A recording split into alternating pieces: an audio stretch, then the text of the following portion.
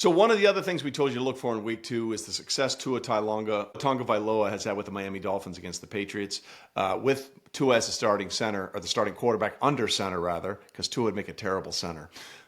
They'd won 7 straight games. Tua had never led the Dolphins to a loss. He'd led them strictly to wins when playing against the Patriots 7-0. The only other quarterbacks that could make that claim, Hall of Famers you might have heard of, Joe Willie Namath, Dan Marino, and John Elway. Those are the only other ones. Well, that all came crashing down Sunday in Miami, or Fort Lauderdale technically, as in one of the other crazy games happened. We had a punt return and a kick return for a touchdown in back-to-back plays in that game. That's how crazy this game was.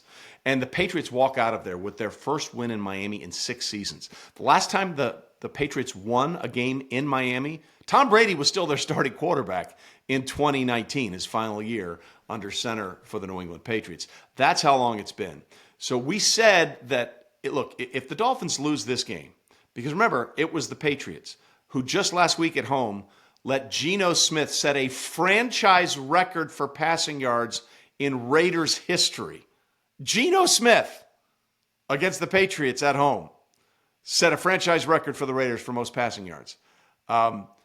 If you can't beat that team at home with the streak that you had against them, you got problems. And the Dolphins have big problems. They were absolutely blown out week 1 by the Colts. They are taken down by a New England team that doesn't have a lot of talented players on the skill position side. And I get it. They have guys that hustle. They have grit. It's that mass moxie that we're talking about. They don't have a lot of very talented players. They don't have a lot of great wide receivers. They have a good running back in Ramondre Stevenson, and I think we have a pretty young quarterback in Drake Maye. Threw for touchdowns and rushed for another in the 33-27 win. But as good of a win as this was for New England, it's a horrible loss for Miami. You know, they went down and scored on their first the Patriots went down and scored on their first 2 possessions. In fact, there was a time where Miami had gone through this game where they hadn't come up with a defensive stop yet this season. They finally righted that, but they still give up 33 points to a New England team that is offensively challenged and offensively limited. And then you look at some of the numbers in this game. The way they lost it, a dropped play. A guy, Achane, steps out of bounds on what would have been a go-ahead score in the 4th quarter with about a minute to play. Just steps out of bounds. The Miami Dolphins look unprepared. And if the Miami Dolphins look unprepared, that goes back to one place and one place only, and that's coaching. Look, I like Mike McDaniel. I want Mike McDaniel to succeed because he's different. I want Dan Campbell to succeed because he's different. These guys do it differently than most head coaches. They take more chances. They look different. They act different. They carry themselves differently. And it's great if it works. And it clearly is working for the Lions in Detroit. It is not working for the Dolphins. Now, we had Jordan Schultz on the pod, Straight Facts Homie pod earlier, and he said they're not likely to make a change. I'm not sure if that's true. I don't know how much longer that Stephen Ross, the owner of the Dolphins, who has his own issues, by the way, to begin with, I'm not sure how long he's going to put up with this. Miami looks unprepared. They finally got Tyreek Hill going. He had a 100-yard passing game for the first time in a long time. In fact, that was only his 4th 100-yard receiving game since 2024. Why is that significant? The previous 2 years, he had 15 of those. Nobody had more, okay? So you have Tyreek Hill. You have Jalen Waddle. You have a secondary going on the road. By the way, one of the biggest home field advantages in the world is in Miami because the Dolphins have always positioned themselves on the shade side of the field, and the visiting team always is out in the sun. It's about a 15 to 20 degree difference on that sideline. And that's why you see all these teams that are in cold weather cities or where it's not as warm, they go down there and they find a way to gag up games because they're dying because of the heat and humidity. You had all those things working for you for Miami, and you still couldn't find a way to get it done. It was sloppy. There were penalties. There were turnovers. There were drops. There were overthrows. They looked completely unprepared week 1 in the loss to the Colts. They look completely disheveled and out of sync week 2. So it's a huge win for the New England Patriots, but it's very late, very early in Miami, and I'm not sure if Mike McDaniel and that coaching staff is going to make it through this entire season. So we have major issues in Miami. We may have big issues in Cincinnati, but yet they still found a way to win Sunday against Jacksonville. Joe Burrow left the game with a toe injury. He was seen after the game with a single crutch and a walking boot. That is not an indication that he might be ready to play week 3. The bottom line for Cincinnati is they found a way to win. They're 2-0. Why is that significant? The last 3 seasons, they've started 0-2 or worse in September. And what was the stat we told you earlier this week? Brock Purdy not being able to play means that it's the 14th straight season that at least one starting quarterback got injured week 1 and didn't even make it to week 2.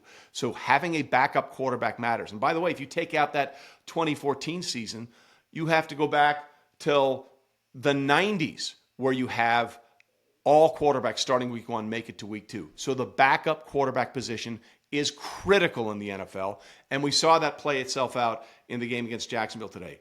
Jake Browning threw 3 interceptions in that game, but when he had a chance to steal a win for the Bengals, he found a way to get it done on that game-winning drive. He was able to shake off those 3 interceptions. He also threw 2 touchdown passes, but give a competitor a chance to win, and usually they will find a way to win. And that's what Jake Browning did. Look, Jake Browning is never going to be a franchise quarterback. He knows what he is. He's a competent and capable backup. In fact, Jake Browning is the perfect backup. You never want him to be your starter, but you know if you need him over a short stretch, and it may be a little bit of a longer stretch right now with what we're seeing potentially out of Joe Burrow's injury, he can get it done. But that game also proves that you have to close games. If you look at what happened at the end of that game between the Bengals and the Jags, all the Jags had to do is catch the football and they win the game. They were down near the end zone with time expiring. A first down essentially ends the game. Trevor Lawrence hits Brian Thomas in the hands, and he dropped it. He makes that catch. In all likelihood, the clock runs out and they win that game by 3. It's over. It's done. Instead, he didn't do his job, and it cost the Jaguars because it gave someone like Jake Browning a chance. And Jake Browning showed why you never have to be ready if you stay ready, to quote Case Keenum from a few years ago. And the mental fortitude to go into that game knowing you had already thrown 3 interceptions and potentially cost your team the opportunity to win the game, especially the one that gave the Jags the ball late in Bengals territory, late in that contest. To be able to shake that off, and go back out there says more about Jake Browning as a player than anything he did statistically in the game. It proves that he's mentally tough enough. He's mentally tough enough to know what needs to be done and get it done when you have to do it. And they may have to rely on Jake Browning for a while now as we await more word about what's going on with Joe Burrow's toe injury. Again, walking boot and a single crutch. That's not an indication that he's going to be coming back anytime soon. You have to have a capable backup quarterback, and Jake Browning provides that. We also talked earlier a little bit when we were talking about what to make of Caleb Williams, is what we saw from Sam Darnold. And Sam Darnold and the Seahawks went into Pittsburgh and absolutely took it to the Pittsburgh Steelers after a home loss to start the season against the San Francisco 49ers. It might have been one of the more impressive things I saw the entire day, as the Seahawks went into Pittsburgh and took down the Steelers 31-17. This was all about Aaron Rodgers' home debut, and they got off to a great start. Aaron Rodgers threw a touchdown pass, the tide of all people, Brett Favre, for the 4th most touchdown passes in NFL history. And the Seahawks said, so we don't fucking care. We don't care. We don't care. They found a way to get it done. And they absolutely get there with a couple of late touchdowns, running the ball very effectively against that supposed really good defense. That's the other thing we need to talk about with Pittsburgh right now, okay? We've had 2 games with that Pittsburgh defense where you got Cam Hayward. You just signed T.J. Watt to that contract. You have Jalen Ramsey, who has an interception, had a couple of big pass breakups. They've given up 30-plus points in each of their first 2 games. They gave up over 30 to the Jets. Don't get me started on how I feel about the Jets. The Jets season is over, okay? Jets season is over. People say, how can you say the Jets season is over? It's only 2 games. Because it's the fucking Jets. They always lose. They always find a way to lose. Last couple of years, people are like, oh, why are you saying Aaron Rodgers won't work out with the Jets?